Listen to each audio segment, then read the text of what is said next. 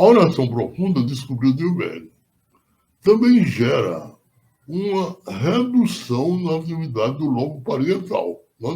A oração profunda também gera uma redução na atividade do lobo parietal, na parte mais traseira do cérebro.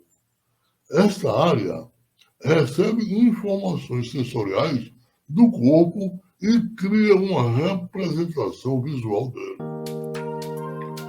Newberg diz que uma redução na atividade do lobo parietal poderia explicar os sentimentos de transcendência reportada por quem reza profundamente. À medida que a atividade dessa área diminui, perdemos o senso do eu individual e temos nesse senso a unidade de conexão. Olha, isso é um pesquisador que está falando. Não é a doutrina espírita que está falando. Não é Kardec. É um pesquisador. Ele diz, eu vou voltar a ler esse trecho, porque ele é profundo, porque nas nossas atividades da doutrina espírita, quando uma determinada pessoa, um médium, por exemplo, ele entra em oração, o fluxo sanguíneo no lobo frontal, ele é ativado, a quantidade de sangue aumenta em 7 ml por segundo, e o do lobo parietal, na parte mais posterior do cérebro,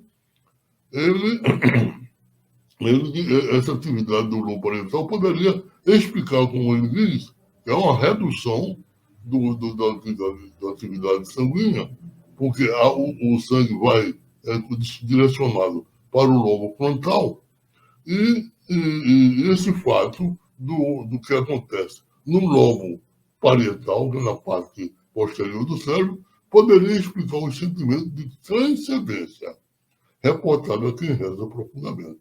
À medida que a atividade desta área diminui, perdemos o senso do eu individual e temos esse senso de unidade de conexão, como se eu estivesse conectado com alguma entidade espiritual que está em volta de mim. Isso acontece não somente com as pessoas que oram na casa espírita, mas qualquer pessoa que entra em oração profunda em qualquer atividade, seja ela religiosa ou não. Principalmente o religioso, seja ele qual religião, quando ele entra de qualquer religião, quando ele entra nesse estado de profunda reflexão, de oração, isso acontece. É como se ele se desconectasse e entrasse numa conexão espiritual com a entidade espiritual mais elevada, com os santos, por exemplo. Né?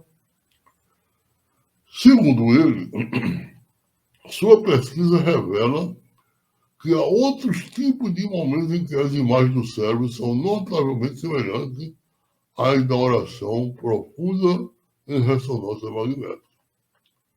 Houve estudos muito interessantes de músicos muito bem treinados que, quando começam a improvisar, diminuem a atividade dos seus lobos frontais.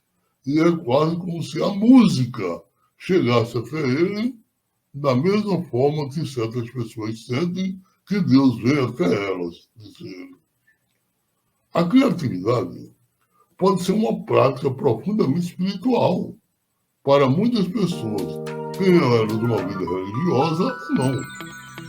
E acho que as duas coisas são relacionadas, porque o cérebro não tem uma área designada apenas para a religião. O cérebro não tem uma área designada para a religião tal ou qual. O cérebro é cérebro, independe da questão de origem religiosa. Então, essa criatividade pode ser uma prática profunda espiritual para pessoas que tenham uma vida religiosa ou não.